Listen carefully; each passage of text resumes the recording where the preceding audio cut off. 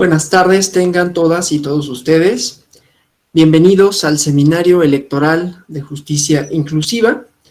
El día de hoy tenemos la presencia de la maestra Roselia Bustillo Marín, que abordará el tema de juzgar con perspectiva inclusiva.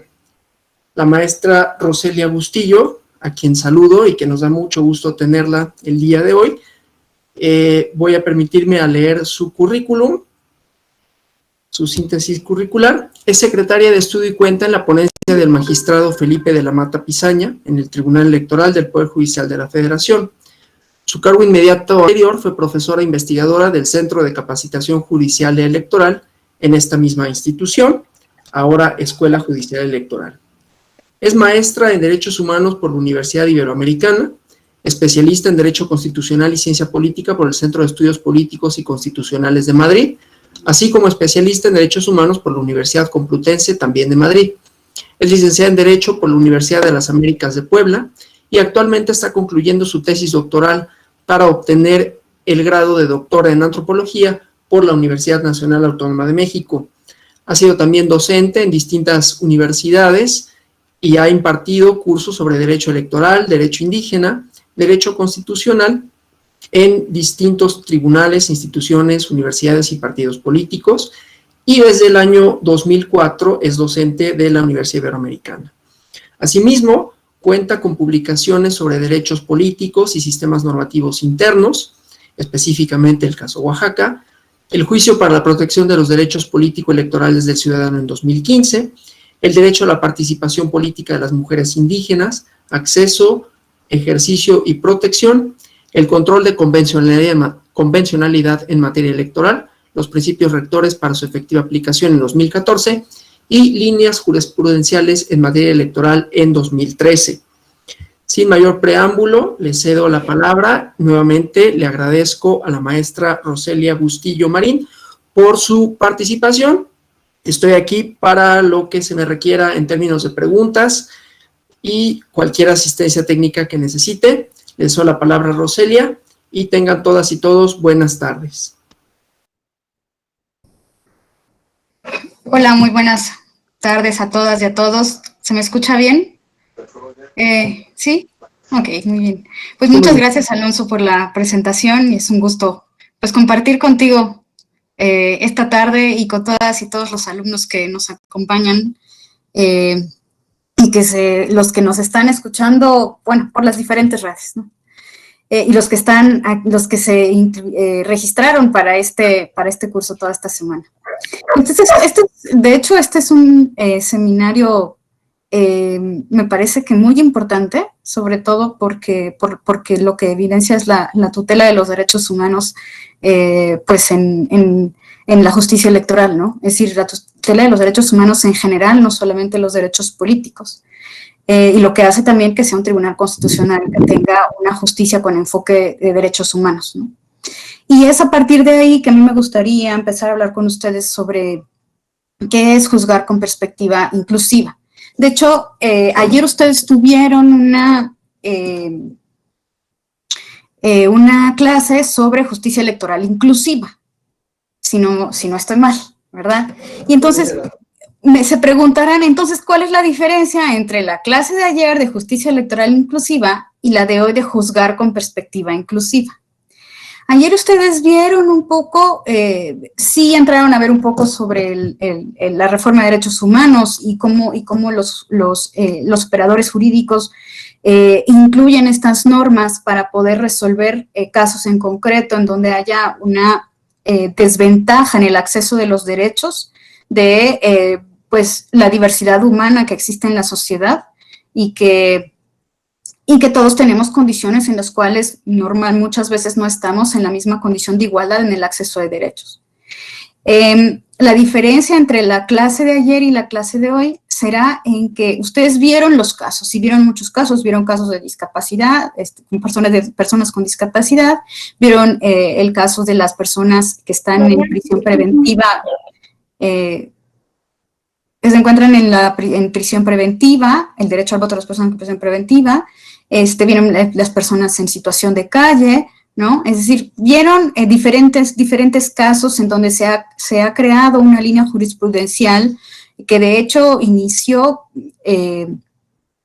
se ha fortalecido con esta integración de la Sala Superior de 2016 para acá, aunque también podríamos ver algunos casos previos como la Sala Ciudad de México 2015 o la Sala Especializada en 2014. Pero lo que yo vamos a ver aquí es cómo se llegó a esos casos, es decir, qué hicieron las juezas y los jueces para arribar a esas resoluciones. Es decir, qué es lo que hace que se crean ese tipo de líneas jurisprudenciales detrás. Es decir, ¿qué hacen pues, el juzgador y la juzgadora previo a llegar a esa conclusión? Es decir, ¿por qué llegamos a tener una justicia electoral inclusiva? O sea, ¿de qué manera nos enfrentan a los expedientes cuando llegan pues a los tribunales, ¿no? Y ven que existe, pues, el justiciable, es decir, la persona que demanda, ¿qué es lo que está pidiendo? ¿Cómo identificar que se trata de una persona en alguna situación de algún grupo desaventajado en el acceso igualitario a sus derechos?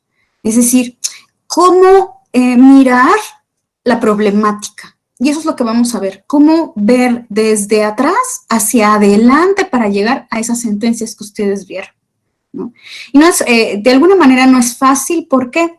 Porque aquí lo que vamos a ver un poco antes de entrar a ver una metodología específica o más o menos que lleva el operador jurídico para llegar a esas conclusiones en esas sentencias, tenemos que, previamente les quiero dar una introducción a que estos casos todos tienen que ver con, pues podríamos decir, dos cuestiones importantísimas. Una, el enfoque que le debemos de dar a las sentencias de derechos humanos. Y dos, tener siempre en la mente el principio de igualdad y no discriminación. El principio de igualdad y no discriminación como el eje transversal de estas sentencias. No quitarnos del foco en que lo que vamos a hacer es no discriminar, ni siquiera porque a veces puede haber normas que discriminan de por sí, puede haber actos que discriminan, pero el juzgador lo que tiene que evitar es eso. Cuando hay una evidencia en los hechos que te presentan, que pueden estos llegar a ser, se te presentan y son discriminatorios. Les voy a pasar una presentación, a ver si me sale esto de compartirla, porque luego, acá está.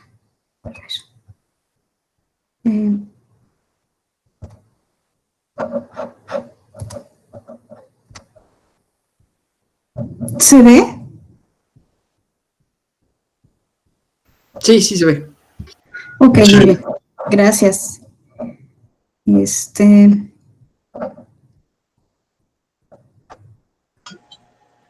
Ok, miren. ¿Qué es lo que yo les voy a presentar aquí un poco? Antes que nada tendríamos que identificar de alguna manera cuáles son esas herramientas o esos elementos o podríamos decir, ¿cómo crecemos nosotros en la sociedad? En la sociedad hay que pensar que todas las personas somos distintas, no somos iguales, que todas tenemos en algún momento de nuestra vida alguna condición, ¿no? En algún momento fuimos niñas y niños, luego fuimos adolescentes, luego jóvenes, estamos en adultos y luego adultos mayores. Esa es es decir, nuestra cuestión de edad. Pero de ahí podemos ver, unos somos hombres, otros mujeres, hay personas que son femeninas, otras masculinas, otros con un tercer género, otras que no se identifican con ninguno de los géneros, ¿no? Preferencias sexuales distintas, ¿no? O unos amamos a las mujeres, otros a los hombres, otros diferente, ¿no? Y así podemos ver cómo en toda la sociedad existen condiciones distintas de todas las personas, ¿no? Algunas personas pueden estar recluidas por haber cometido algún delito o no, sin sentencia ejecutoriada, otras personas que están en libertad. Puede haber personas que que tienen alguna discapacidad de nacimiento o no, por accidente, una discapacidad motriz o cualquier otro tipo de discapacidad, ¿no? Hay personas que pueden estar en la sociedad con algún tipo de enfermedad como VIH, ¿no? Hay personas que, pues, es decir, todas las personas somos distintas. Y entonces, a partir de esa perspectiva, tenemos que pensar que para juzgar tenemos que entender que hay una diversidad en la humanidad, que no todos somos iguales, y que entonces el juzgador no debe buscar homogeneizar esa diversidad, al contrario, ¿no? Lo que debe de buscar es fortalecerla y no discriminar por esa diversidad de la humanidad. Y entonces, por eso, aquí yo les voy a presentar, pues, estos puntos durante esta charla que vamos a tener, ¿no? Que se trata sobre la perspectiva inclusiva es juzgar con enfoque de derechos humanos, juzgar permanentemente con igualdad y no discriminación, pensar qué es perspectiva, es decir, qué es perspectiva, por otra parte, qué es la inclusión, es decir, la inclusión, la perspectiva inclusiva incluye, valga la redundancia, perspectiva de género y perspectiva intercultural, o son perspectivas distintas, porque también hay líneas jurisprudenciales dentro del Tribunal Electoral y también de la Suprema Corte y otros tribunales que te dicen, tienes que juzgar con perspectiva de género. Todas las sentencias que tienen que ver con paridad, con violencia política de género, con los derechos de las mujeres, ¿no? Por ejemplo, la igualdad entre el hombre y la mujer.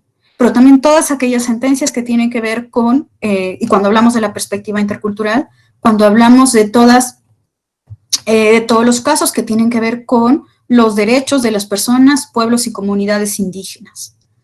También hay una línea jurisprudencial muy fuerte que ustedes ya verán más adelante en alguna clase respecto a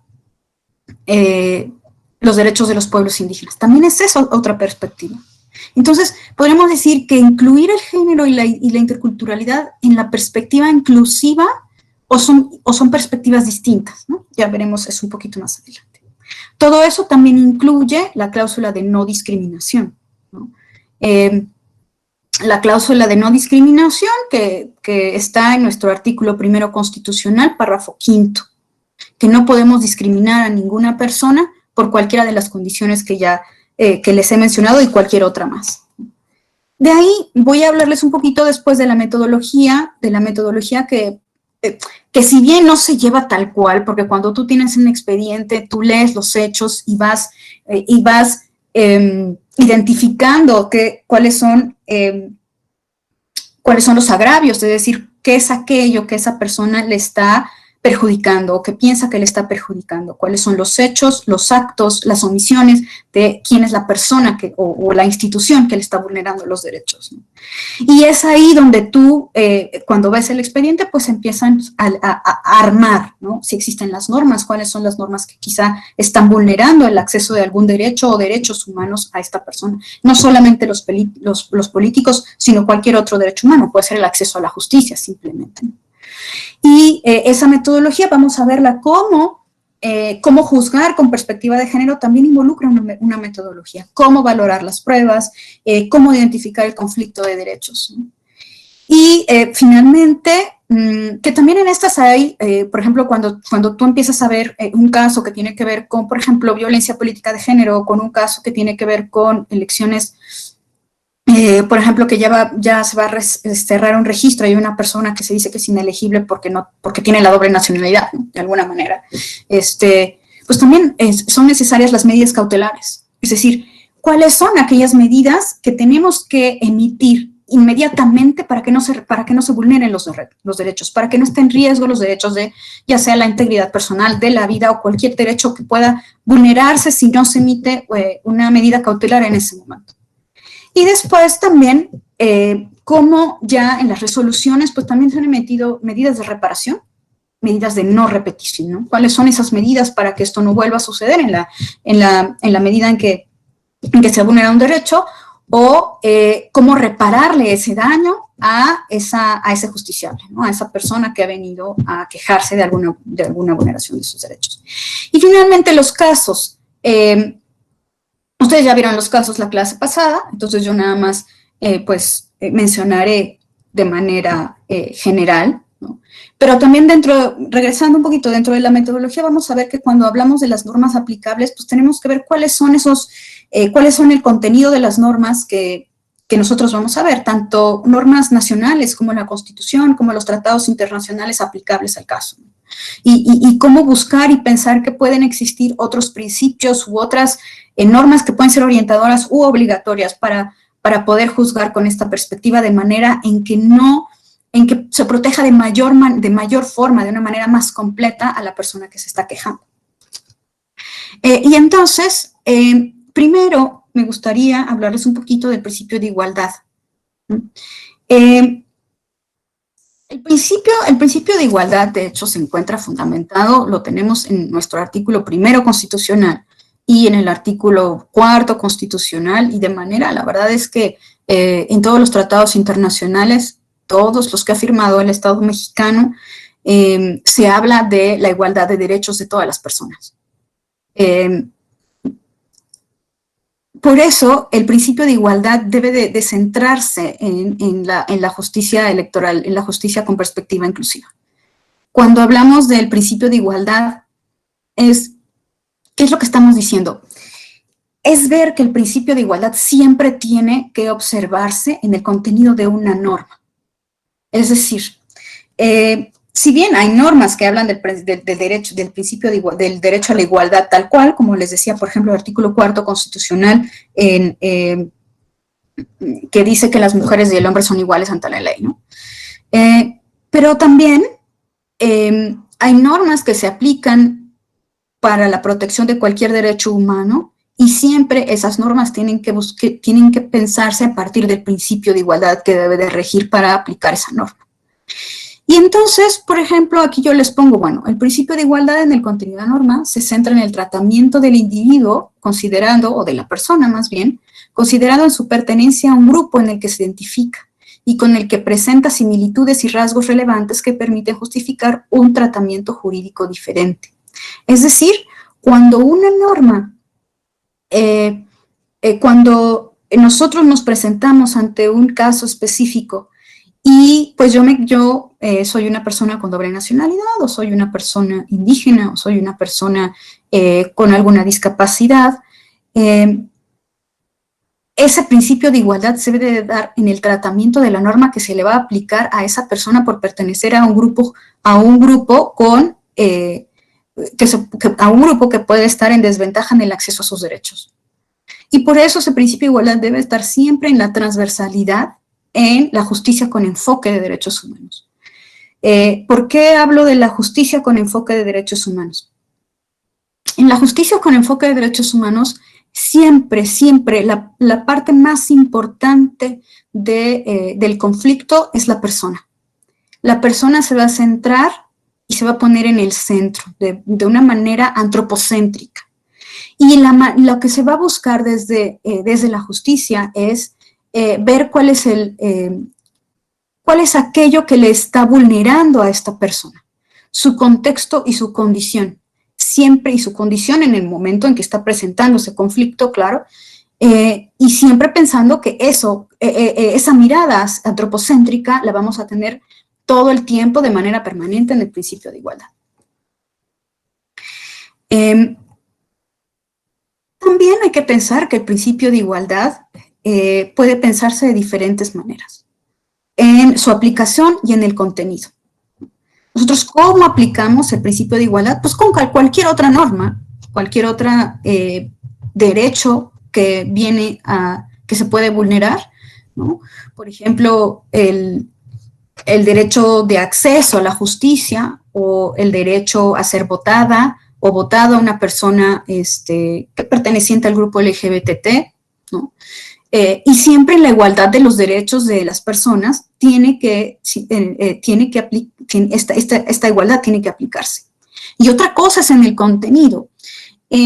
Puede haber normas que se hayan creado a partir pues, de varias circunstancias en la sociedad, que el legislativo las haya creado por las circunstancias de la sociedad y que esas sigan vigentes, pero la sociedad cambia. Cuando llega esta norma que está vulnerando, presentada por una persona que demanda la vulneración de un derecho, y esta llega a los tribunales, ¿no? Hay que ver que esa norma, cuando se aplica, no tenga un contenido discriminatorio, sino que tenga un contenido de igualdad. Ahora, si llega a tener esta norma un contenido discriminatorio, lo que se debe buscar es que en la resolución, si esto es lo que está vulnerando el derecho de esa persona que se está quejando, pues se busque que darle a partir de nuestra interpretación, de una interpretación argumentativa, que vamos a ver cómo se argumenta de manera inclusiva, ¿no? Darle esa igualdad en el contenido de esa norma, ya sea, pues, haciendo control de constitucionalidad, podría ser con una interpretación conforme, con la proporcionalidad de las normas que están en juego dentro de ese conflicto, o ya sea expulsando la misma norma y darle contenido al derecho que la persona está vulnerando, se le está vulnerando, ¿no?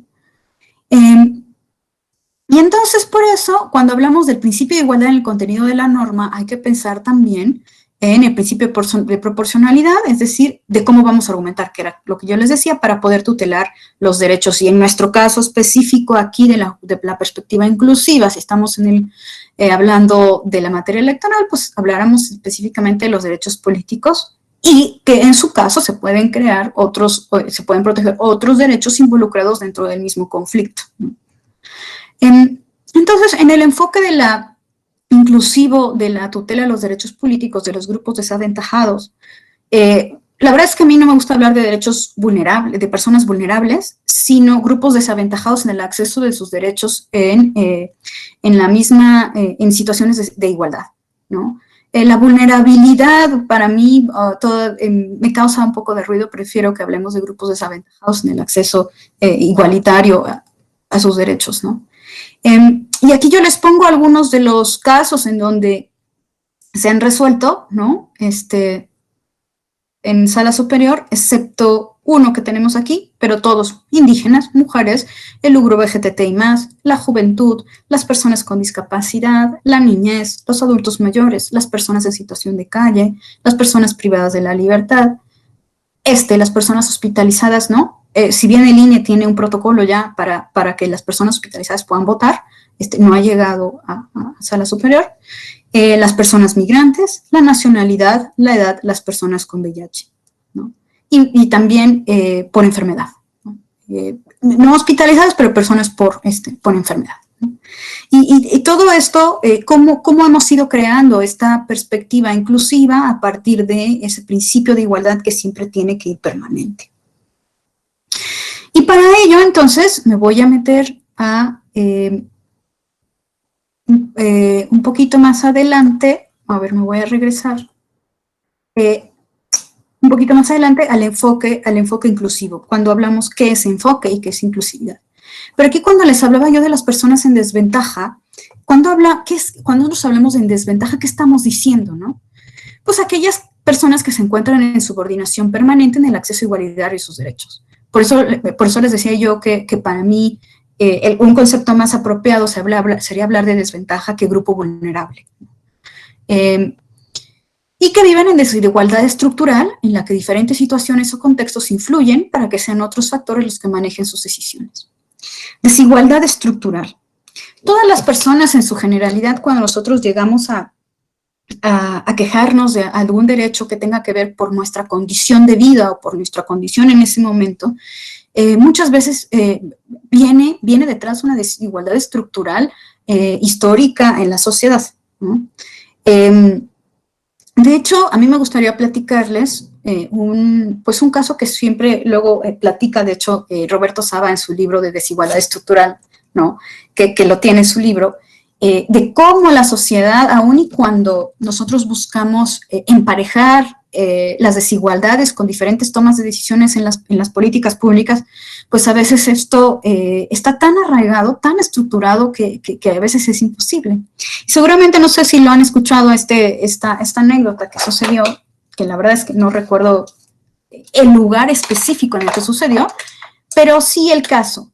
Y se los voy a contar porque me parece que eso evidencia un poco por qué vivimos en una desigualdad de esa manera tan estructurada, ¿no?, en nuestras sociedades. Y este era un caso en que estaban eligiendo a los integrantes de una, podríamos decir, de una sinfónica, ¿no? Estaban los que iban a elegir quienes iban a tocar los instrumentos para conformar una sinfónica, ¿no? Pero lo que dijeron los evaluadores era que, pues, que no querían pensar en una sinfónica en donde, pues, solamente pudieran acceder todas aquellas personas. Cuando tú las ves, pues puedes verlas muchas veces por su físico, ¿no? Y pues discriminarlas también por su físico. Y entonces lo que ellos dijeron es que nosotros solamente vamos a escuchar los instrumentos y cómo tocan, pero no vamos a ver a las personas. Entonces, en las evaluaciones que hicieron para ver, pues, cómo tocaban los instrumentos todas estas personas que se inscribieron para poder acceder a ese trabajo o a poder tocar en la sinfónica, es que pusieron una mampara. Y en esa mampara, pues, los que iban a hacer el examen, a tocar, pues, los instrumentos musicales, se pusieron detrás de la mampara y los evaluadores, pues, de frente a la mampara, de manera en que no se pudieran ver y solamente pudieran escuchar.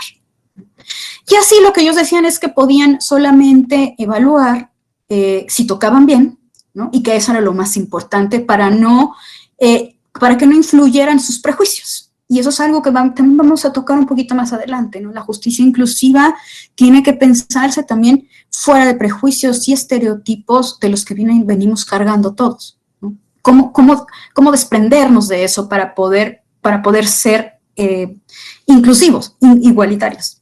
Y entonces pasa el concurso, termina el concurso, y entonces al final pues se dan cuenta que todas las personas que escogieron al final tenían el mismo estereotipo que normalmente sucede, y que el grupo de la sinfónica de quienes iban a tocar en los instrumentos, pues eran todos con el mismo estereotipo. ¿Cuál es este estereotipo al cual, pues, normalmente o generalmente, podríamos decirlo así, son personas menos discriminadas? Porque así hemos crecido históricamente. Personas caucásicas, hombres, caucásicas blancas, hombres de mediana edad, generalmente. Entonces dijeron, bueno, pues, ¿por qué no hay una inclusión? ¿Por qué escogimos a las mismas personas, al mismo estereotipo, ¿no? Y llegaron a la conclusión que el acceso a las escuelas de música termina siendo solamente para un grupo de personas. Es decir, no hay un acceso de las escuelas de músicas para todos los grupos en la sociedad, porque sigue habiendo una desigualdad estructural para todos los demás grupos de la sociedad. Y entonces, aun y cuando hicieron el experimento de la mampara, quienes fueron a hacer el examen para estar en esa sinfónica, pues terminó siendo un mismo estereotipo de personas. Y eso nos habla de cómo no solamente el acceso a los derechos viene dado de manera así, podríamos decir, de bote pronto, ¿no? De cómo ellos quisieron darlo en esta anécdota que les acabo de contar, sino que viene arraigada en nuestra sociedad en todos los ámbitos de nuestra vida, ¿no? Por ejemplo, en este caso era la educación y las escuelas de música, la publicidad de donde se hizo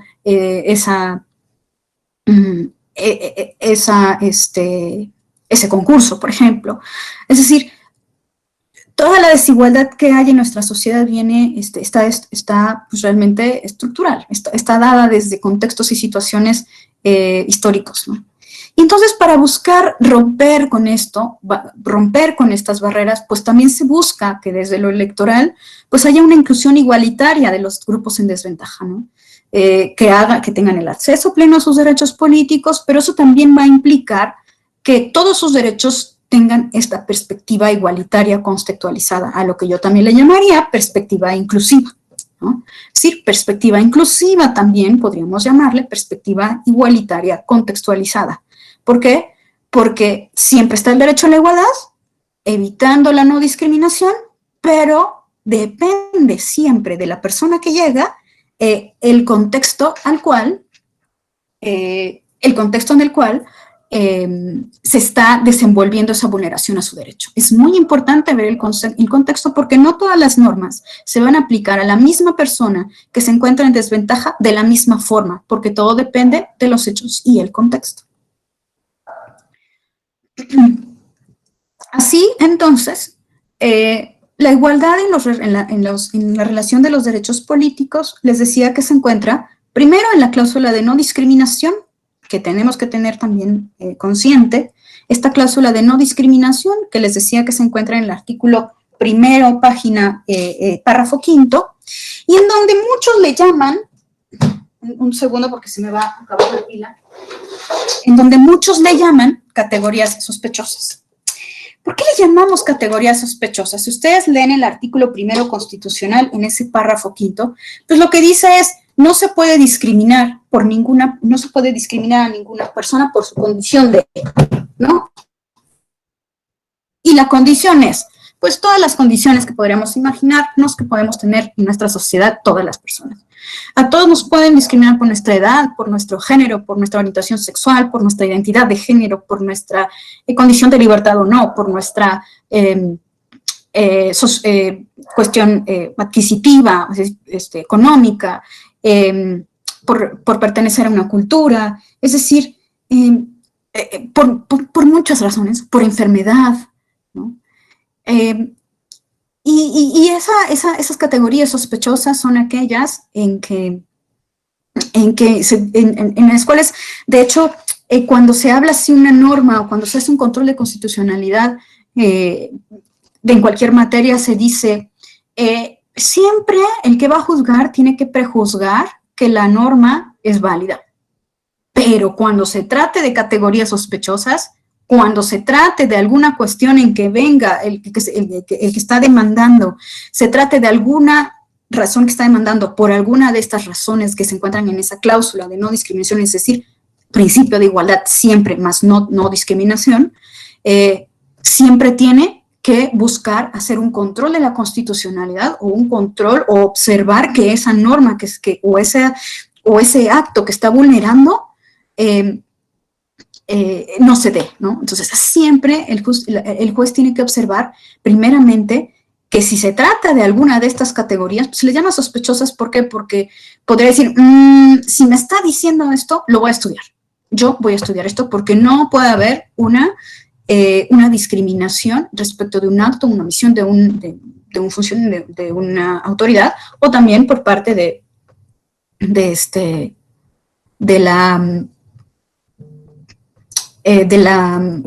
perdón, que me están distrayendo tantito, o también por parte, se me fue, bueno, seguimos.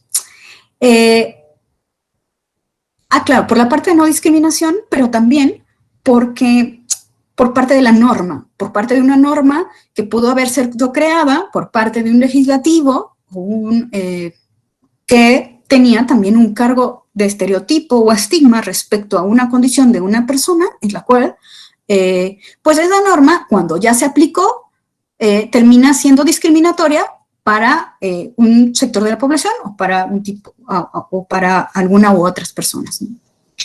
Y entonces, cuando nosotros buscamos que no se discrimine o que no se y que siempre se dé el principio de igualdad, pues esto se va a dar aquí en la tutela de los derechos políticos, posibilitar la participación de la expresión de la soberanía nacional, es decir, de todos los derechos políticos de todas las personas en un ejercicio de igualdad, ¿no?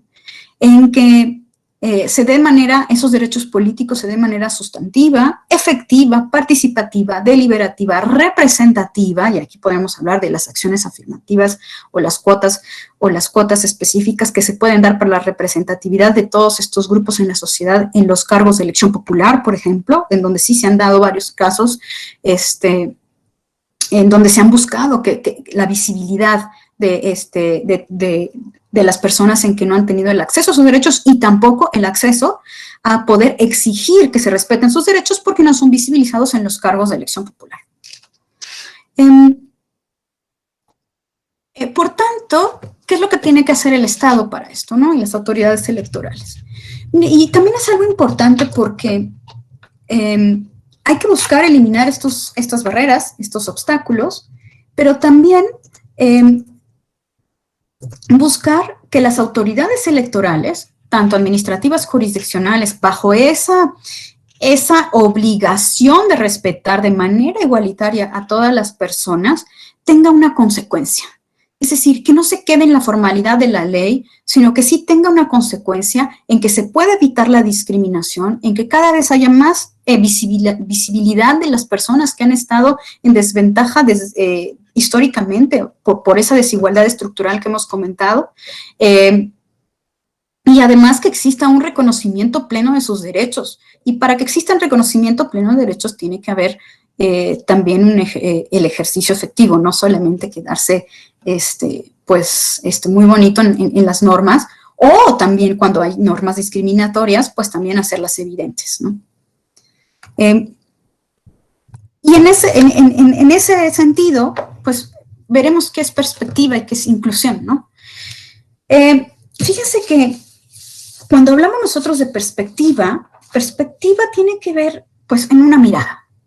Es una mirada en que tienes el foco hacia una persona, hacia el otro, hacia una alteridad, hacia otro grupo de personas en las que tú también te identificas porque tú también estuviste en alguna manera, en alguna posición de estas, pero con un enfoque concreto de observación.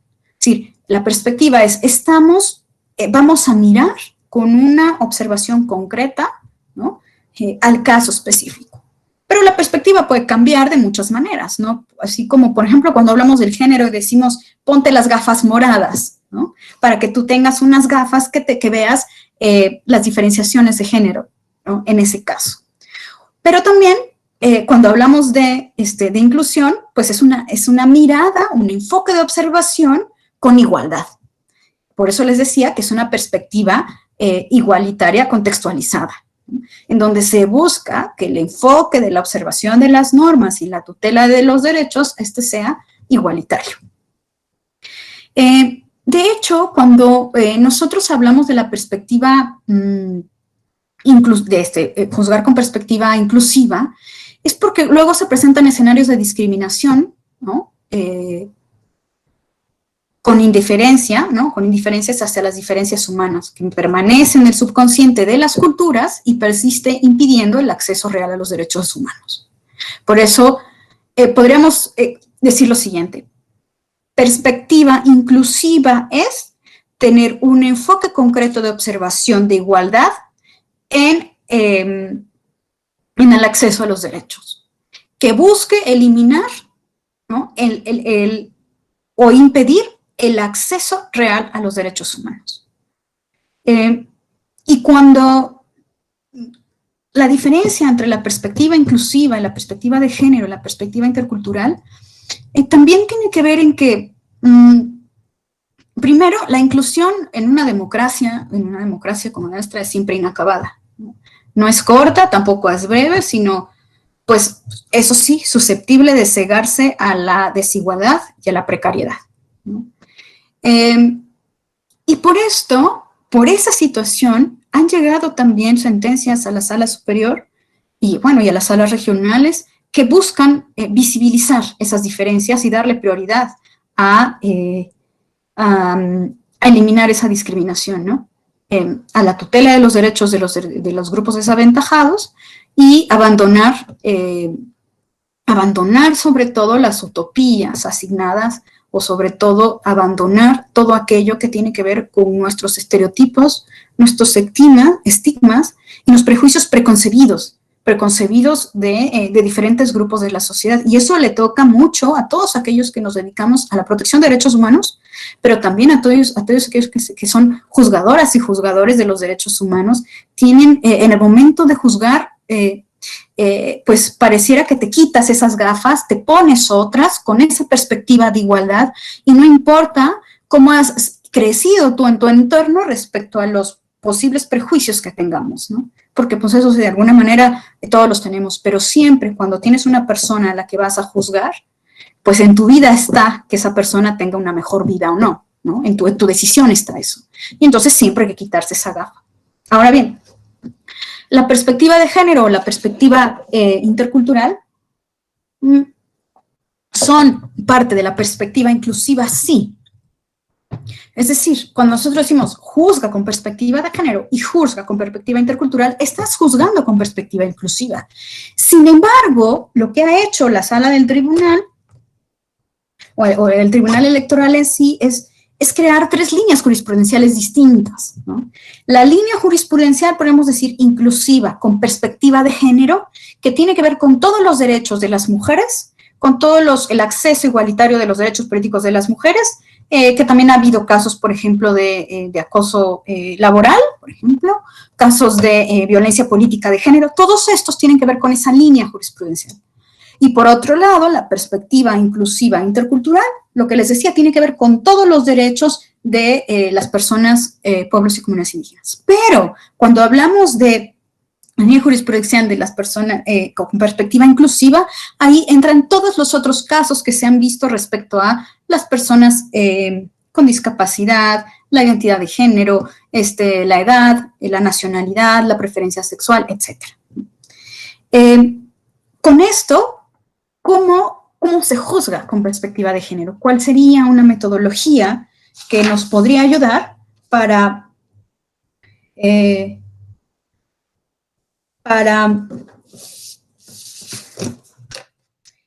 ustedes puedan ver cómo el juzgador llega a esas conclusiones o a tener esas resoluciones, ¿no?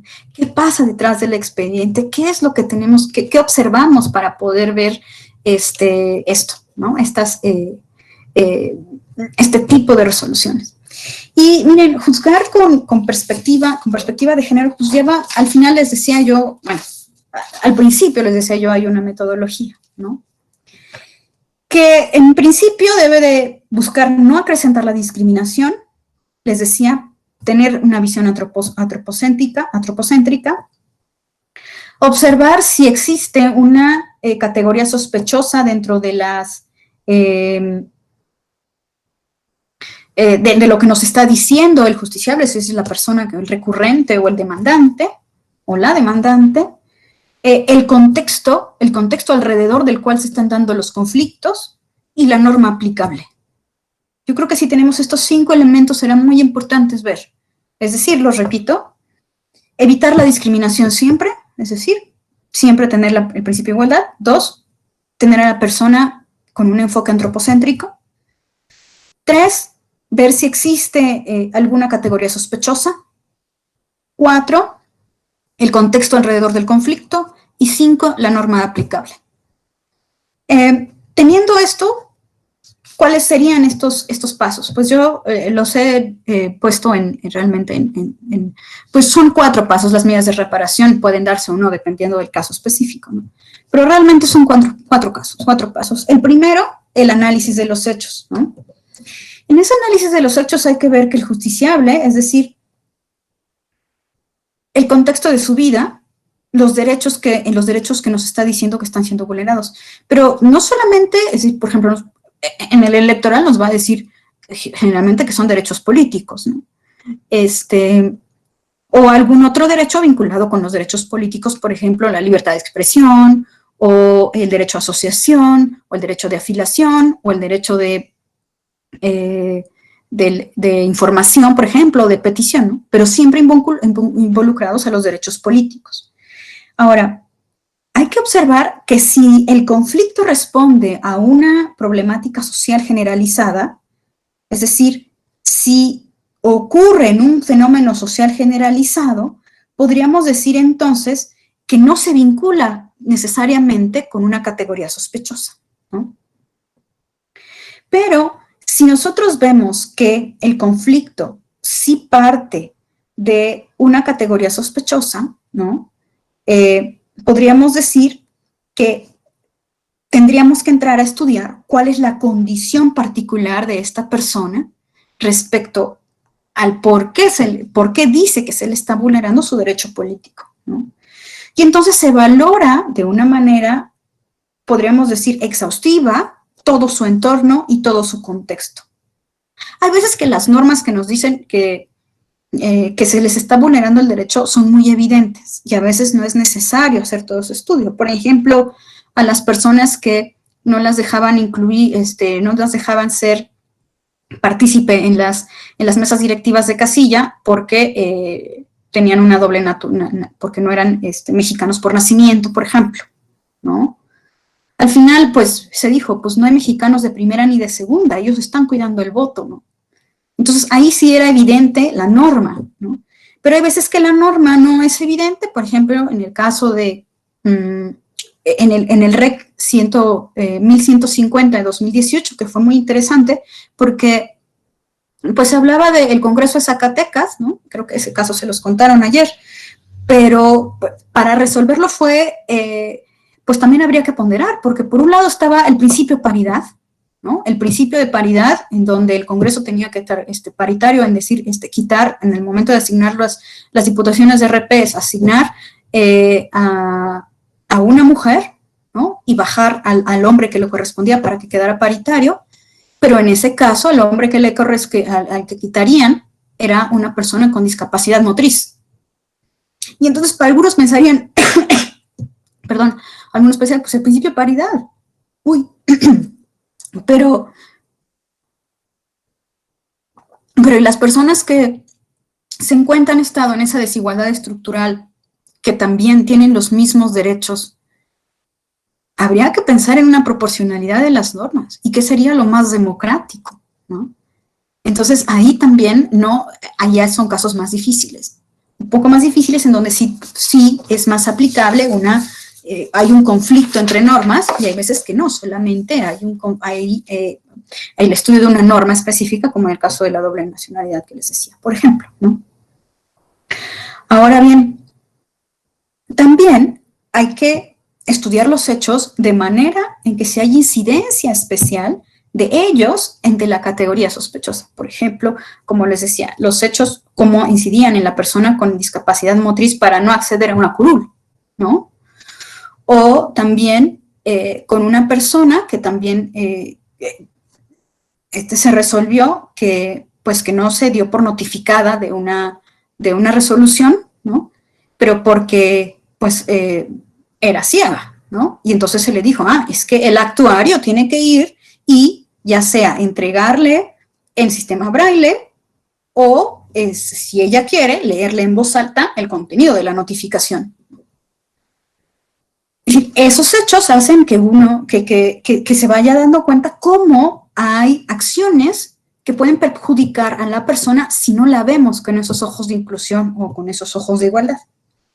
Ahora bien, cuando hablamos de la valoración de las pruebas, aquí lo importante cuando hablamos de la valoración de las pruebas con ese enfoque de inclusión es ver quién las está presentando. No es lo mismo, por ejemplo, quién presenta una prueba. En el caso de las personas, por ejemplo, de una mujer posible víctima de violencia política de género, no es lo mismo que presente ella las pruebas a que los presente alguien que quiera desvirtuar los dichos de esta persona porque le dice que él está vulnerando sus derechos. Son distintos. Hay que ver quién nos está presentando las pruebas con ese enfoque de inclusión. Y además cuestionarnos cómo estamos evaluando esas pruebas. Pues tienen que ser a partir de liberarnos de nuestras apreciaciones con estereotipos y estigmas, ¿no? Es decir, porque hay algo que nosotros luego lo normalizamos. Hay cuestiones que tenemos inconscientemente ya normalizadas para leer ¿no? O para valorar lo que nos están presentando. Y aquí es muy importante desprendernos de ello para no reproducir otra vez los estereotipos y caer en una discriminación quizá inconsciente, ¿no? Entonces, el trato debe de darse también a las pruebas un trato diferenciado con el foco, con esa perspectiva, ¿no? O sea, liberarnos de cualquier preconcepción. Ahora bien, los derechos en conflicto, ¿no? Pues ya que tenemos los hechos y las pruebas, ver específicamente cuáles son los derechos que están en conflicto. Como les decía, puede ser el derecho de acceso a una representatividad en un congreso, como puede ser, y ese es el derecho de acceso a su derecho a ser votado, ¿no?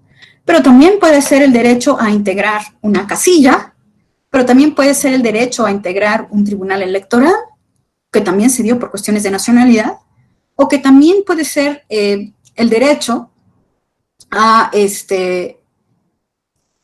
por ejemplo, una persona a la que, pues, podría perder un juicio porque no se le notificó de manera en que pudiera tener una lectura en braille, por ejemplo, ¿no?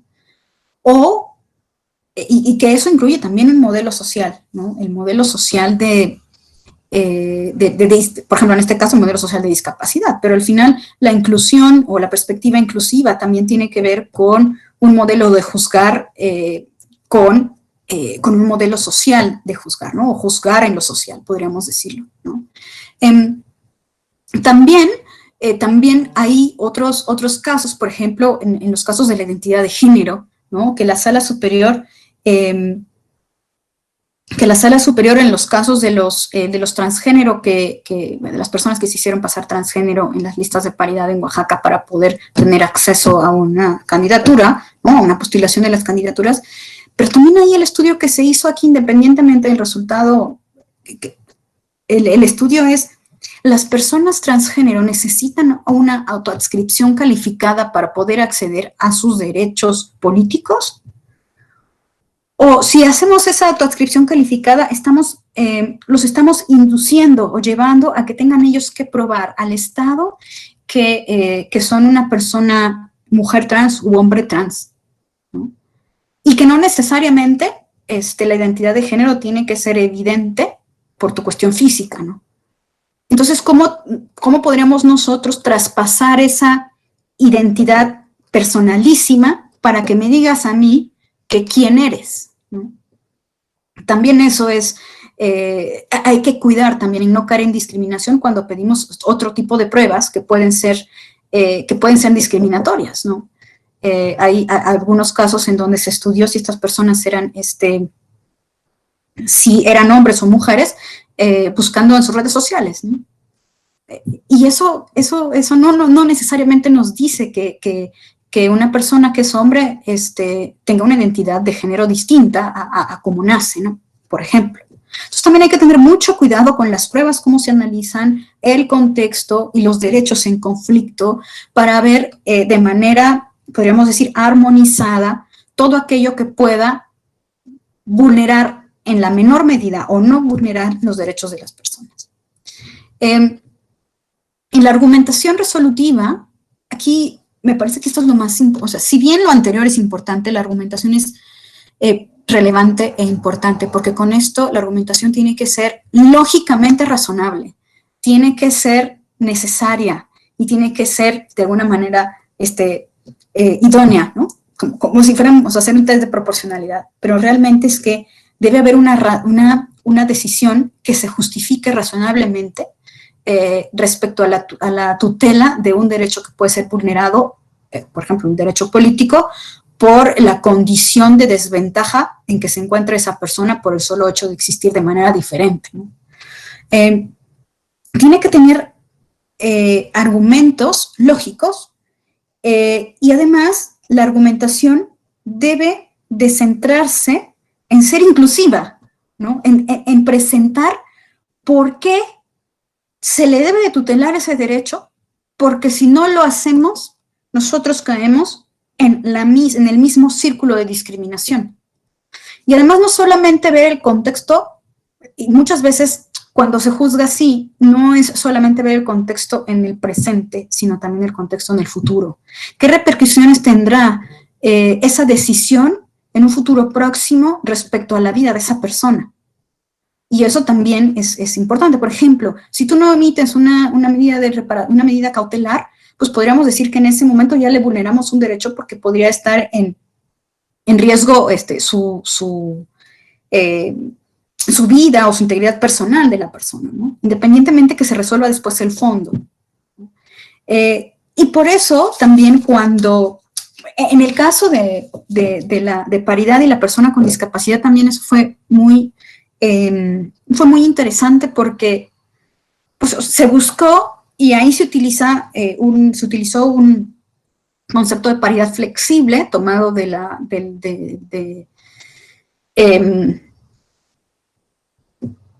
normatividad española, de hecho, para hablar de que si bien ya había mayoría hombres y faltaba una mujer para que fueran parejos, también habría que pensar en todos los otros grupos de la sociedad, ¿no?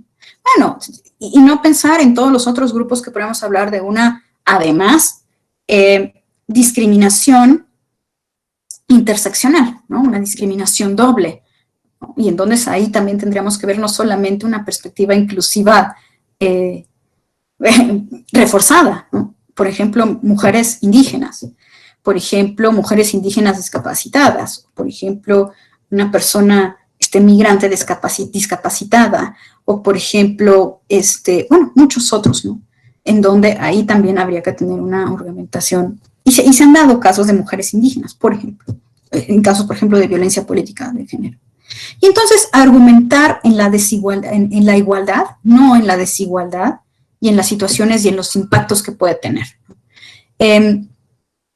Para que todo esto, esta argumentación se dé, es muy importante que también detrás de la norma, cuál es la norma que se puede estar vulnerando, pues ver en dónde está parada dentro de todo el marco normativo para poder fundamentar la decisión. Y entonces, argumentar. Y esa fundamentación tiene que estar a partir de, si es una norma, por ejemplo, del derecho político a ser votado, pues está en el artículo 35, pero esta cómo se armoniza con la obligación de no discriminación con el artículo 1, y esto cómo se armoniza con los tratados internacionales y poder crear quizá acciones afirmativas para que puedan tener el acceso a una representatividad, en el caso de las personas con discapacidad, en el caso de Hidalgo del año pasado, ¿no? Y que se crearon acciones afirmativas y que ahora los van a tener que hacer para su congreso y que tiene que tener alcances nacionales para todos los congresos de los estados. ¿Y cómo crear esas acciones afirmativas? Pues buscar en dónde están, porque la acción afirmativa tal cual no está en la Constitución. Pero está la ley está el convenio contra la discriminación de estas personas que firmó México y ratificó de la Organización de las Naciones Unidas.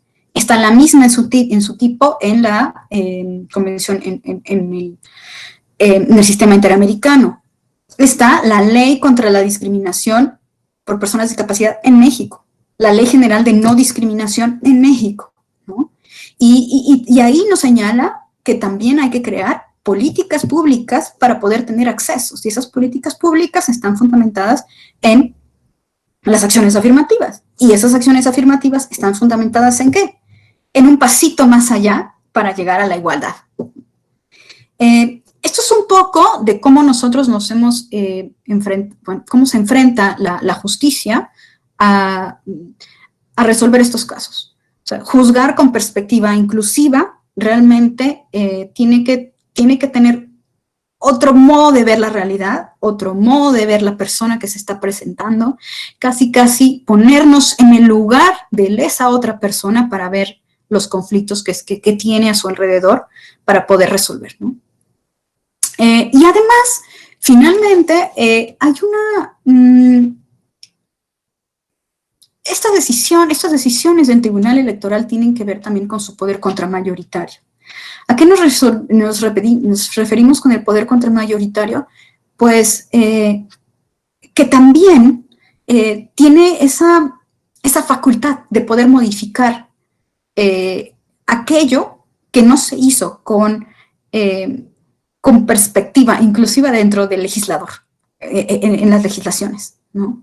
Ese es el poder contramayoritario que tiene que tienen los tribunales constitucionales, como el Tribunal Electoral, ¿no? Yo no sé si,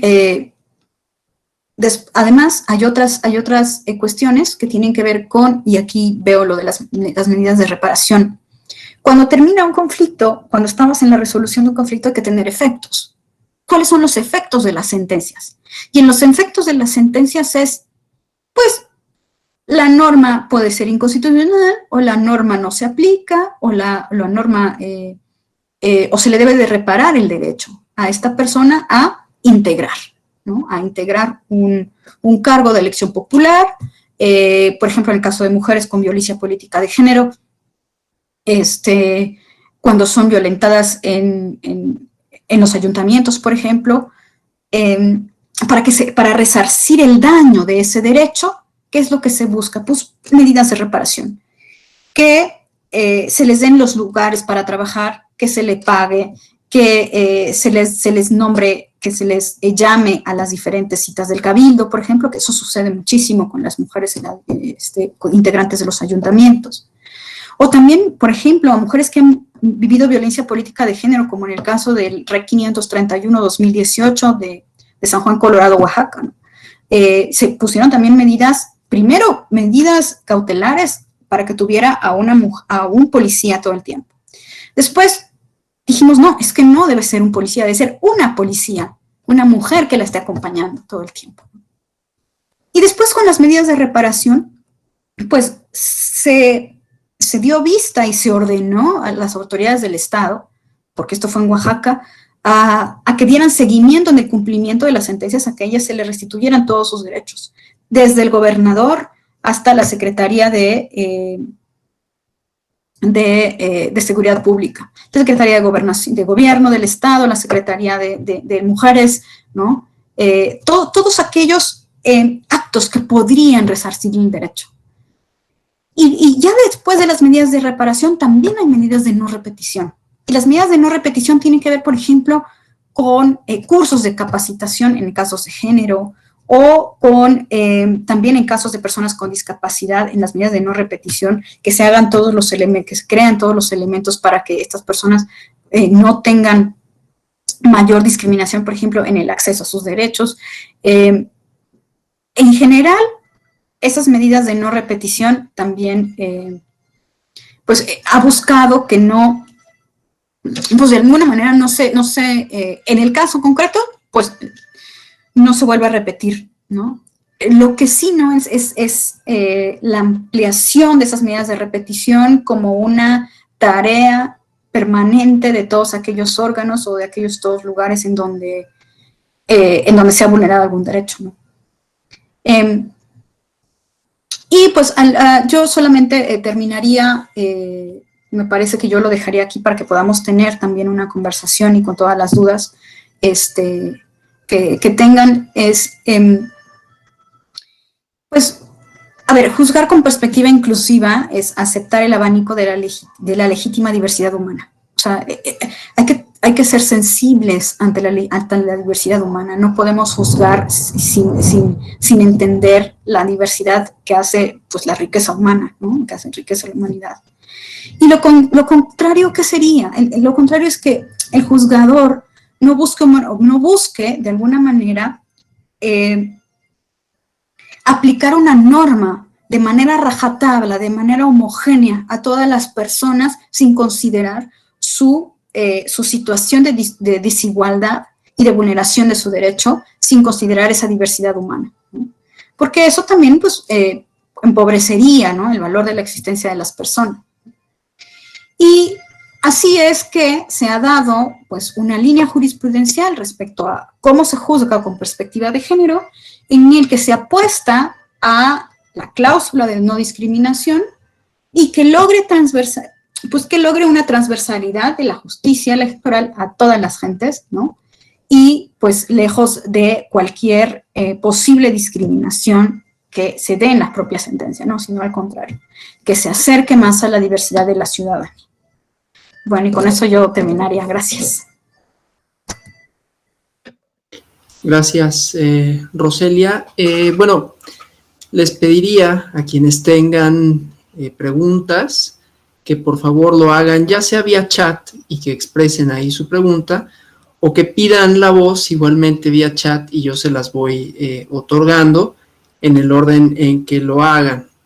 Entonces, por favor, dejo abierto el chat para que formulen ya sea la pregunta o pidan la palabra por este medio y, bueno, expresen también comentarios con respecto a lo que acaba de comentar la maestra Roselia.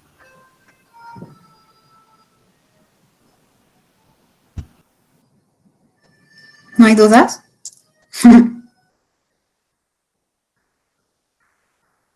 Ahorita, a ver, les damos unos minutos para que vayan pensando en qué consisten estos temas relativos a la justicia inclusiva, perdón. Aquí tenemos un comentario que dice hablar de pueblos indígenas, un tema general, no sé si se refiere a líneas jurisprudenciales. Dice, para la justicia inclusiva es obligatorio el uso de los protocolos de actuación de la Suprema Corte de Justicia de la Nación. Mira, los protocolos son orientadores, ¿no? No son obligatorios, no son normas vinculantes, pero sí muy necesarios. O sea, los protocolos que tiene la Suprema Corte de Justicia ayudan bastante. ¿Por qué? Porque tienen reunida una información muy rica, de hecho, con todos los bloques de constitucionalidad aplicables a cada uno de los casos específicos, con el enfoque que se le debe de dar por ejemplo, tienen el protocolo para juzgar a las personas, al grupo LGBTT, personas indígenas, perspectiva de género, personas con discapacidad. Es decir, sí, claro que sirven, son orientadores, por supuesto, pero no obligatorios, porque no son normas, ¿no? Bien. Francisco Javier Valladares Quijano pregunta si es discriminatorio o correcto, en su caso, hablar de pueblos de origen o pueblos originarios, digamos, ¿cuál sería la forma adecuada de referirse a estos grupos?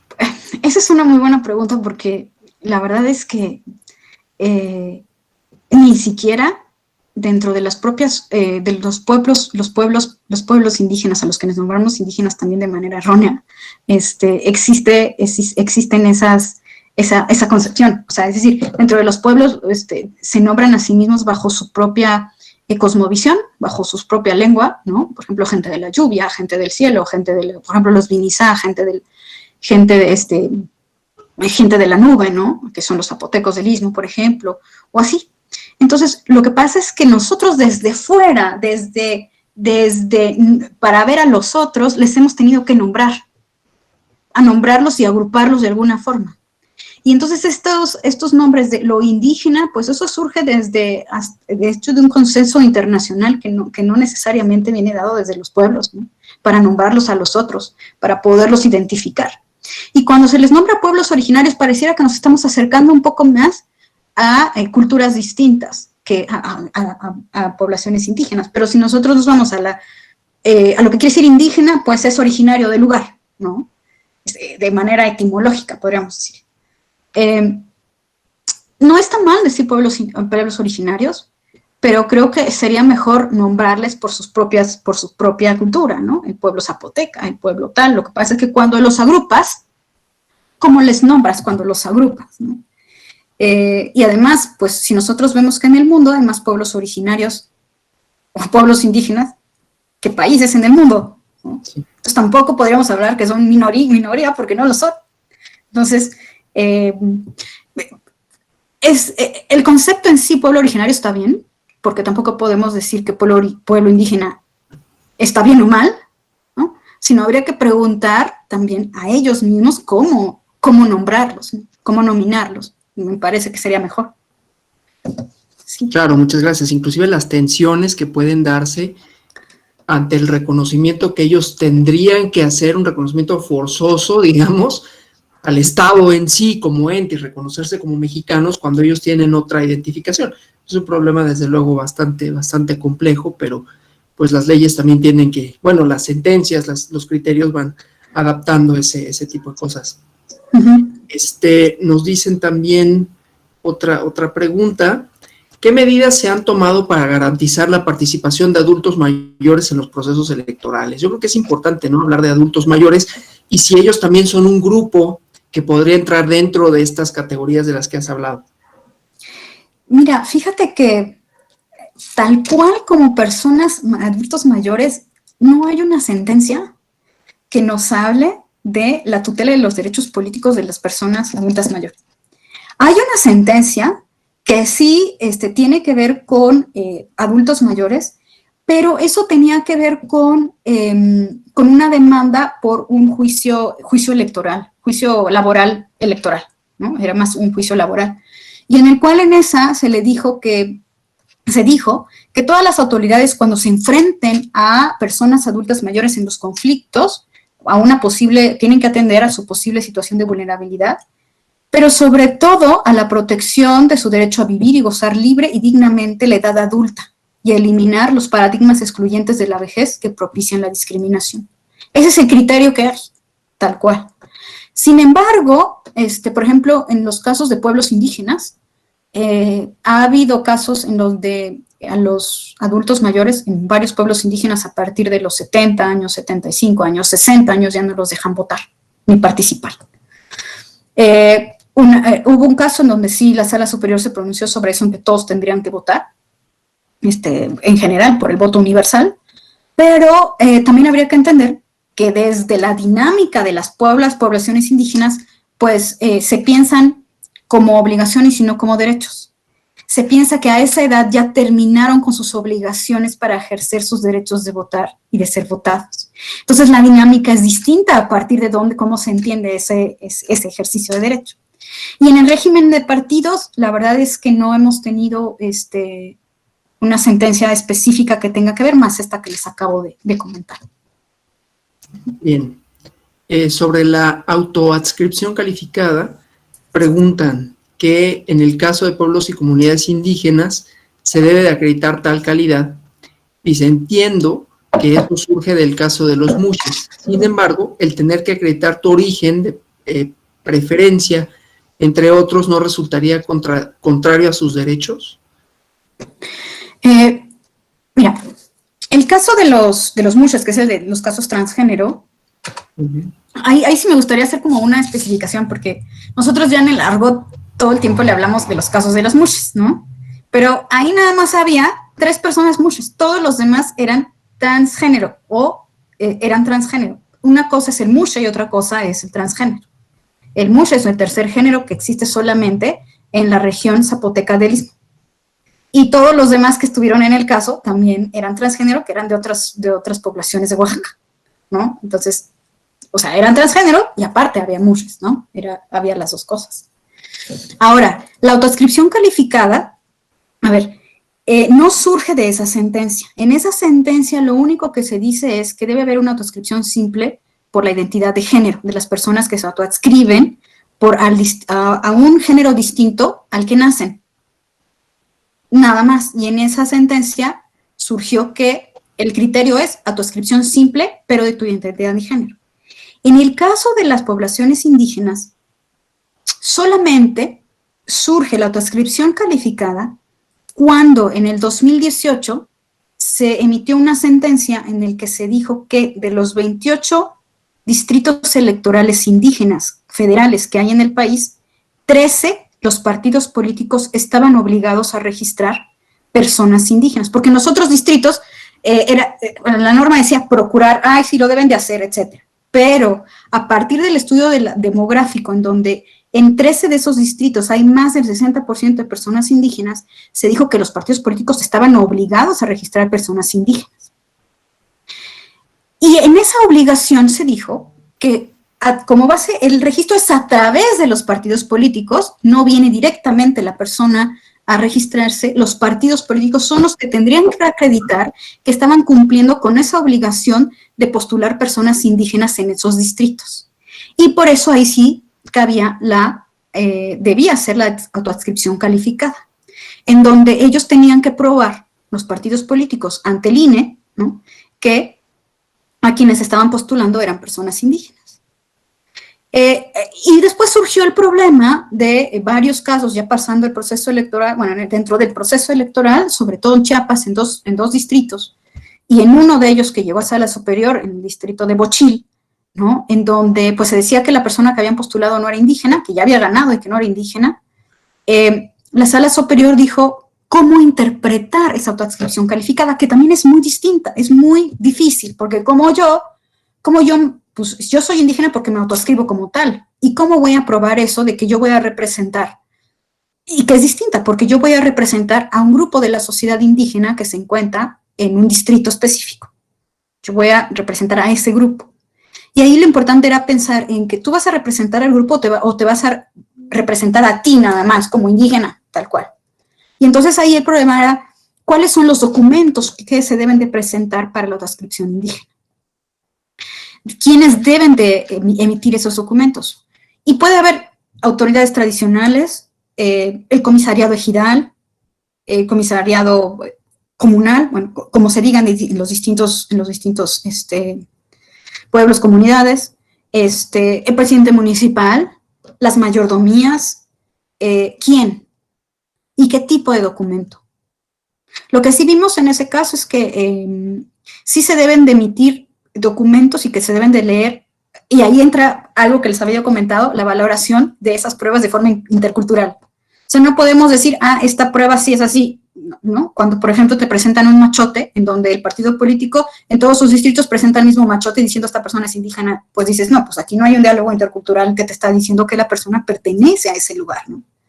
Entonces, ahí es donde donde se tuvo ese conflicto de la autoadscripción calificada, pero cuando se trata de la representatividad indígena bajo el régimen de partidos políticos. Perfecto, gracias. Bueno, hay felicitaciones, dicen que les gustan los artículos que escribes en La Silla Rota, y por otro lado, refieren a la incorporación del porcentaje de candidaturas de representación proporcional a jóvenes. ¿Se considera a los jóvenes como un grupo desfavorecido en el acceso a esas candidaturas? Perdón, a las candidaturas, ¿qué? A las candidaturas, dice, referente a la incorporación de un porcentaje de las candidaturas de representación proporcional a jóvenes. Sí, pues sí, y sí ha habido casos. Sobre todo esto tiene que ver con los estatutos de los partidos políticos, porque en los estatutos de los partidos políticos ahí es donde se habla de las acciones afirmativas para la representatividad de RP, sobre todo. Y sí, hay un caso de Colima que tiene que ver con la juventud específicamente, en donde en ese caso el estatuto del PRI, si no mal recuerdo, no había cumplido con el lugar en donde le correspondía en la lista de RP a la persona que representaba a la juventud. Pero también se ha visto que, y eso habría que decirlo de alguna manera, que cuando se trata de jóvenes a veces los partidos políticos en las listas de RP lo que hacen es meter la misma categoría 3, 4, la misma categoría, por ejemplo, si hay acción afirmativa de mujer y acción afirmativa de joven, pues la meten en la misma, ¿no? Y no hacen la distinción que debe de haber para mujeres y que debe haber para jóvenes independientemente de su género, ¿no? Que mejor que sería, que habría distintos. Sí, o sea, sí se da en esas candidaturas en los estatutos de los partidos. Sin embargo, no ha habido podríamos decir, una sentencia que haya tenido efectos generales de alguna manera para todos los partidos que incluyan esa acción afirmativa de RP, en RP de la juventud.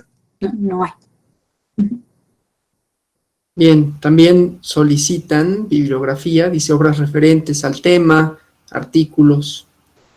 Y bueno, Adrián Donato Pérez Carrillo pide la palabra, entonces si puede abrir su micrófono y formular la pregunta, por favor. Sí, buenas tardes. ¿Me escuchan? Buenas tardes.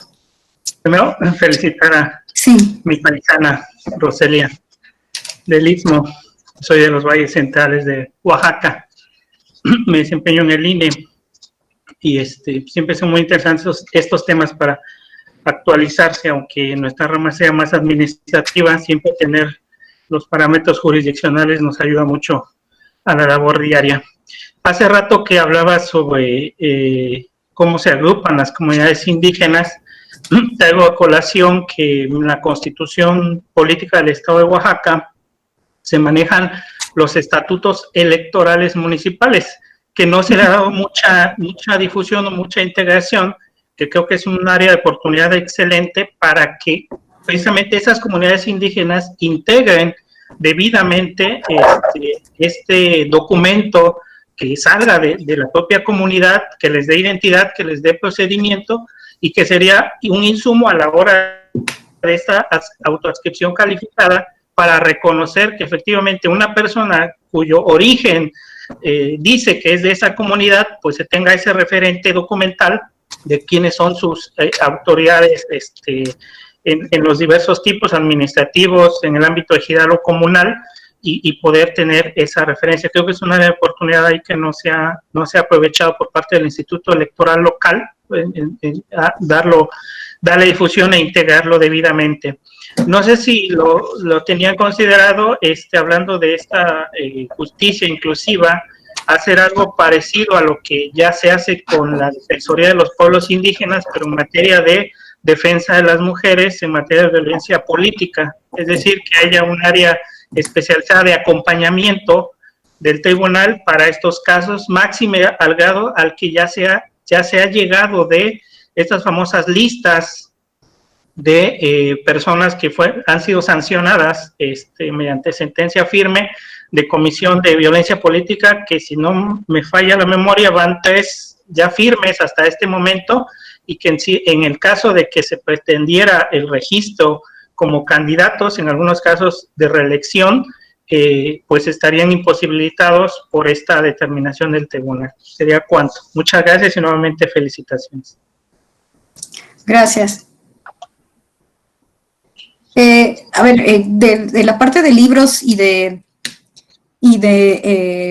artículos, la verdad es que el término de juzgar con perspectiva inclusiva surge, no vamos a encontrar algo que diga tal cual la perspectiva inclusiva. Lo que sí vamos a encontrar es juzgar con perspectiva con enfoque de derechos humanos. Perspectiva de género hay muchísimo, perspectiva intercultural también, y eso lo pueden encontrar en muchos. Si no, yo me comprometo a poderle mandar una hojita, un documento para que se los hagan llegar con algunas referencias, ¿no? Y yo, por ejemplo, tomé este libro, que este sí se los recomiendo, que es el de Roberto Saba, que también es interesante de cómo, que se llama Más allá de la igualdad formal ante la ley, que les debe el Estado a los grupos desaventajados, ¿no? Por ejemplo. Que de hecho retoma lo que les conté un poco de la mampara, ¿no? Es decir, de aquí, ¿no? Pero les digo, van a encontrar la justicia inclusiva tal cual, el enfoque de perspectiva inclusiva, pues surge del estudio de las sentencias de la Sala Superior, tal cual el nombre, ¿no? Pero les digo que lo pueden encontrar como protección desde el principio de igualdad también. Ahora, la otra parte que ya entrando a lo que comentaba mi paisano, ahí sí es cierto que están los estatutos y sería muy bueno. Lo que pasa es que el propio artículo de la ley de Oaxaca dice que los estatutos son potestativos, no son obligatorios. Entonces, no necesariamente todos los pueblos tendrían los estatutos. Entonces, ahí, pero bueno, podrían darle la funcionalidad los que lo tienen, ¿no? De alguna manera para tener esa función que señalabas. Y en la parte de la violencia política de género, pues, no estaría mal también, pues, tener, bueno, no sé, podríamos ir creando, pensar en alguna unidad que se dedique solamente a la violencia política contra las mujeres, ¿no? A los derechos de las mujeres, tal cual. Y pues sí, ya van en Oaxaca, de hecho ya está la lista, ya estaba en la lista en el Instituto Electoral de Oaxaca de las personas que han cometido violencia política de género, y ya con la sentencia que sacó la Sala Superior, el REC 91-2020 de hace 2 semanas, en donde se dice que se va a crear el Registro Nacional de Personas que hayan sido sancionadas con sentencia firme por haber cometido violencia política de género. Lo que tiene es pues es que ya, y eso también es una forma de evitar discriminación, porque la violencia al final es discriminación. Entonces, también es una forma de sentencia inclusiva, ¿no? Y entonces esta sentencia lo que hace es responder a lo que ya había hecho Oaxaca, de hecho, y lo que había hecho Salajalapa, ¿no? Previamente. Muy bien, otra pregunta con relación a los invidentes a la hora de emitir el voto. Dice, a sabiendas que el voto es libre y secreto, ¿cómo se puede incluir a una persona invidente? Para eso sí, el INE tiene un protocolo para las personas con discapacidad y las personas invidentes, y sí se permite que entren con alguna persona a ayudarles, cuando son personas invidentes. O sea, el protocolo está, y sí, tiene sus propias, podemos decir, sus propias normas, en donde ya está. De hecho, a las personas que integran las casillas, a la mesa directiva de casilla, se les tiene que capacitar para eso también. Ok, otra pregunta con relación a la autoadscripción indígena. Dice, ¿qué sucede cuando una persona que se autoadscribe como indígena quiere participar como candidato a una presidencia municipal, presenta su solicitud de registro ante el respectivo OPLE sin seguir las dos figuras de registro por los partidos políticos y de independiente? ¿El OPLE debe crear una acción afirmativa a favor de este grupo o una medida de inclusión o una medida reparadora? Lo dices como una persona que quiera integrar el ayuntamiento. Sí, candidato a la presidencia municipal. Sí. Sí tendría que crearse, bueno, más allá de... tendría que registrarlo, pues si esa persona se quiere registrar, tendría que ser candidatura independiente, si no, no habría otra forma. O sea, no habría, o por el medio de partidos o por el medio de candidaturas independientes, solamente. Ahora bien, ya la ley, la LEGIPE, y también, sobre todo la LEGIPE, ya dice en su artículo, creo que es el 26, que dice que todas las personas indígenas y las poblaciones indígenas, reconoce las elecciones por sistemas normativos internos, aunque no lo dice tal cual, es decir, en las comunidades donde se rigen bajo ese sistema, pueden elegir esas autoridades. Pero también dice que en aquellos municipios en donde se elijan por el sistema de partidos políticos, pero existan en esos municipios población indígena o comunidades indígenas, ellos bajo sus propias normas tradicionales, bajo su propio sistema normativo, pueden elegir a la persona que será su representante ante el ayuntamiento. Entonces, estamos hablando de regidurías étnicas de alguna manera, ¿no? O sea, es decir, y ya lo dice la LEGIPE, y en algunos estados también ya está. Eso estaba en Sonora desde hace muchos años, eso pasa en Sonora desde hace muchos años, y en el Estado de México también, pero ya está reconocido. Claro que es distinto a la pregunta que me hicieron, ¿no? Pero también ya está esa otra figura. Perfecto.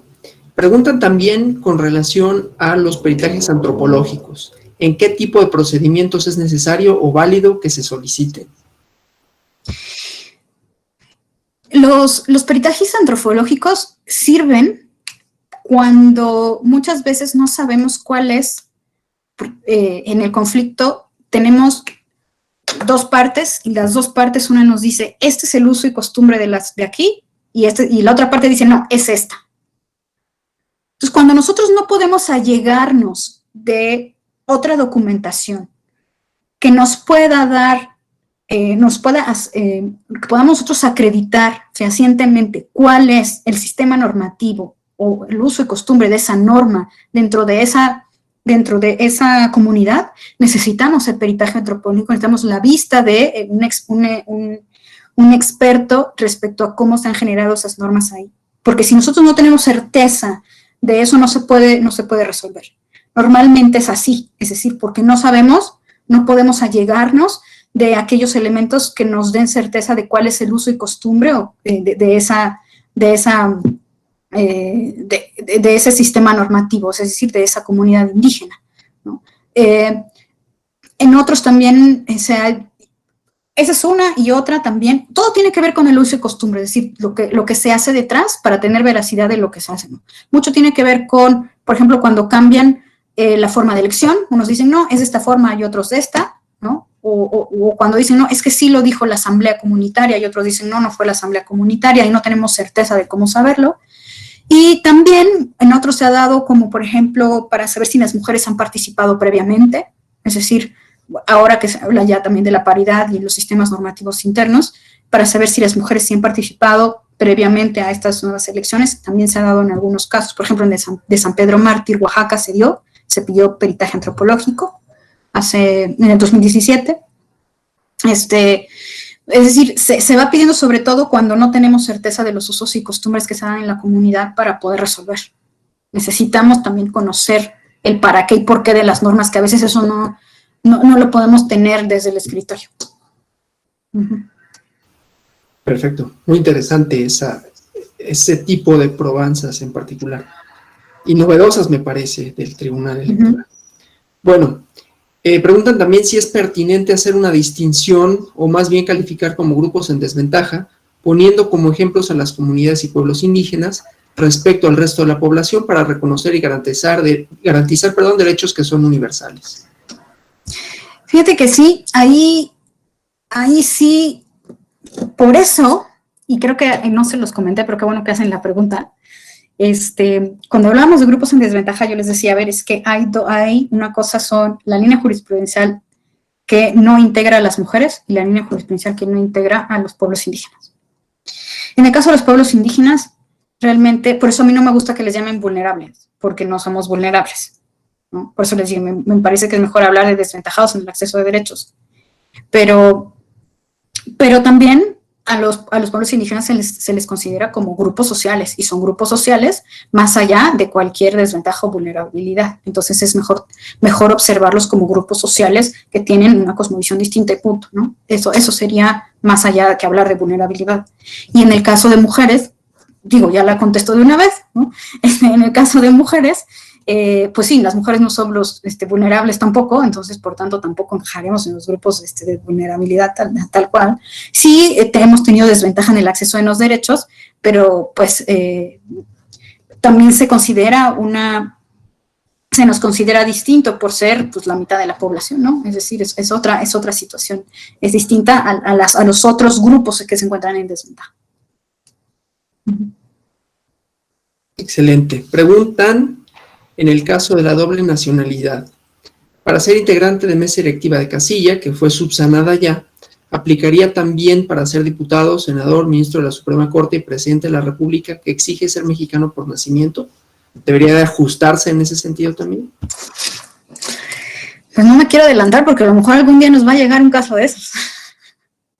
Entonces no podría decirlo, pero si llevamos una línea jurisprudencial tal cual,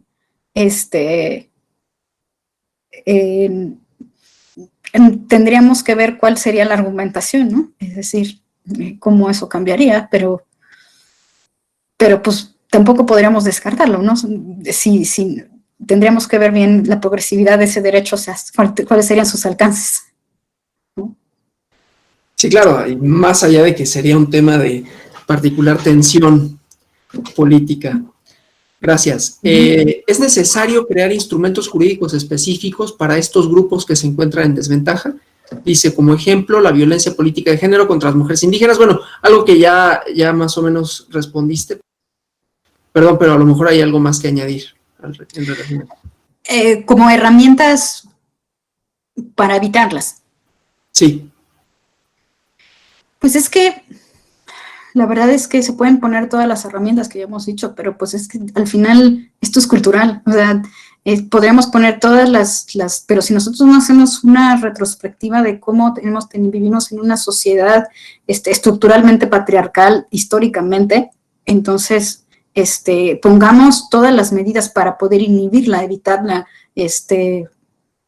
sancionarla, mientras no tengamos ese cambio, pues la verdad es que mucho más profundo en la sociedad, eso no va a cambiar, ¿no? Y el problema es que también entre más sanciones o más herramientas pongamos, también tenemos reacciones.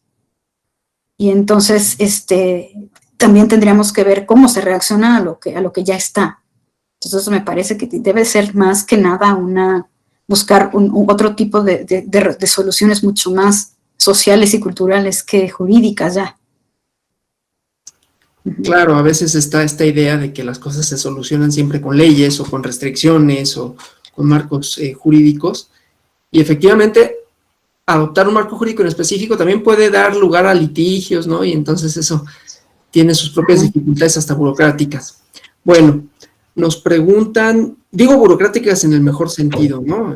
Es decir, en la estructura organizativa de una organización que resuelve controversias, en este caso jurídicas. En el caso de personas que quieran tomar ventaja de forma maliciosa y en primer término no manifiesten que se identifiquen con el género opuesto, sin embargo, al momento de impugnar, si lo manifiesten, ¿qué actuar tendría que tomar la autoridad judicial para aplicar la perspectiva incluyente, aunque al mismo tiempo no se transgredan los derechos de la otra persona involucrada? ¿Desde qué momento se tendría que manifestar la persona su condición? Sí, fíjate que eso también se resolvió en el caso de identidad de género de los mujeres y los transgénero, porque las personas que se identificaron con el género opuesto, hay unas que se registraron desde un principio, ¿no? Y hay otras cuando les dijeron a los partidos, oye, pues es que no cumpliste con la paridad, entonces tienes 24 horas para cumplir con la paridad de tus registros, pues ya a los 24 horas llegaron los mismos diciendo que ya eran mujeres, ¿no? Entonces, es a partir de ahí, de tu primera manifestación. O sea, si tú llegas al tribunal diciendo ya en el tribunal que tienes una identidad de género, pero en tu primera, distinta, pero en tu primera manifestación no lo hiciste, pues sí hay pues ahí hay una ventaja, podría ser una demanda frívola de alguna manera, o sea, pero eso también está resuelto, porque a las personas que sí se manifestaron en primera instancia, sí se les permitió el registro a las candidaturas, y a las personas que hicieron pues hacerse pasar por mujeres cuando no, para cumplir con la paridad, se les quitó el registro. Perfecto. Bueno, pues por ahora son todas las preguntas. Tenemos muchos comentarios de felicitación, agradecen la participación. Y bueno, si no hay más preguntas, que creo que no las hay, igualmente, si alguien quiere hacer alguna de viva voz, por favor, solicítelo. De lo contrario, daríamos por cerrada la participación de la maestra Roselia Bustillo en este ciclo de conferencias electorales, en este curso tan interesante, agradeciendo, decía, la participación de Roselia, y en nombre de la directora de la Escuela Judicial Electoral, le extiendo una felicitación, por supuesto, por la interesante plática. Reitero nuevamente los agradecimientos, así como a todas y todos por su atención, por su tiempo. Continuamos en la Escuela Judicial Electoral con muchas actividades, cursos, conferencias, mesas, diplomados. Entonces estén atentos a nuestras convocatorias, a nuestras redes sociales. Y pido por favor un reconocimiento, un aplauso para la maestra Roselia Bustillo por su interesantísima plática del día de hoy. Gracias.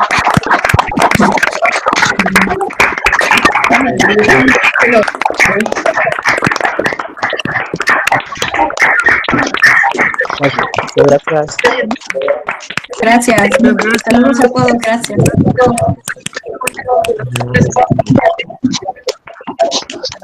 Si no hay nada más que agregar, reitero los agradecimientos, Roselia, te deseo muchísimas gracias, estuvo excelente. Solamente respecto puras felicitaciones. ¿no? Entonces habla sobre más de derechos de la mujer adolescente. Desde mi particular punto de vista, habla más de derechos de las hijas e hijos en la versión primera. ¿Eso es para nosotros o no? No, sí. Y lactancia. Bueno, para la persona que está en uso de la voz, si puede escribirlo mejor por el chat y lo podemos leer. Condición, pero sobre todo ya permanecer. No, yo creo que no.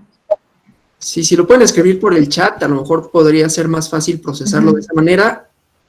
o si puede abrir otra vez su micrófono, porque estaban abiertos los demás micrófonos, entonces no se entendió lo que estaba expresando.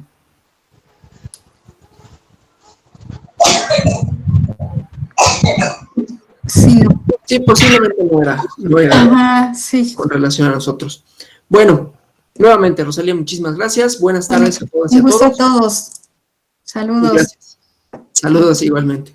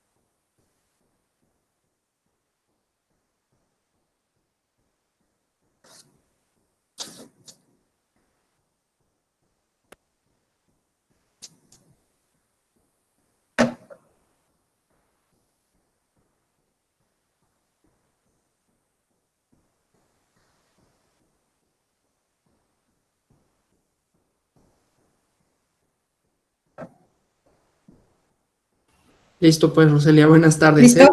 Ok. Adiós. Bye.